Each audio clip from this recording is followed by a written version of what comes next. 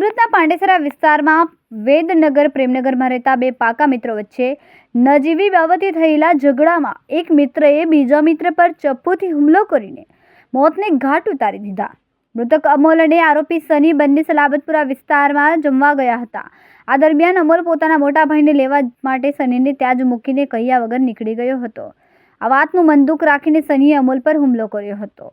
ગુસ્સામાં આવીને આરોપી સનીએ અમોલના છાતીના ભાગે ચપ્પુના ઉપરા છાપરી ઘા ઝીકી દીધા હતા, જેથી ગંભીર ઇજાઓ થવાના કારણે અમોલનું મોત નીપજ્યું છે. ઘટનાની જાણ થતાં જ પાંડેસરા પોલીસે તાત્કાલિક એક્શન મોડમાં આવીને ગણતરીના કલાકોમાં આરોપી સનીને રાઉન્ડ અપ કરી દીધો છે.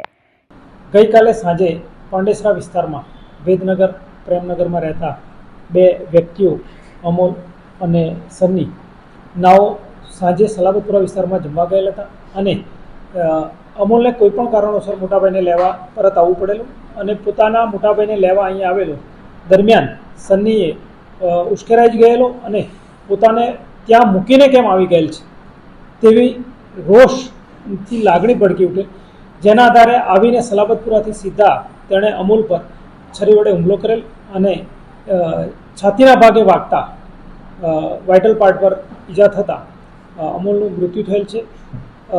બનાવનું કારણ સડન પ્રોવોકેશન છે અને પોતાને ત્યાં મૂકીને તેના ભાઈને લેવા આવેલો, જેને દ્વેષ રાખી અને આરોપી તેના પર બદલાની ભાવનાથી હુમલાનો પ્રયત્ન કરેલ અને હુમલામાં તેનું મૃત્યુ થયેલ છે.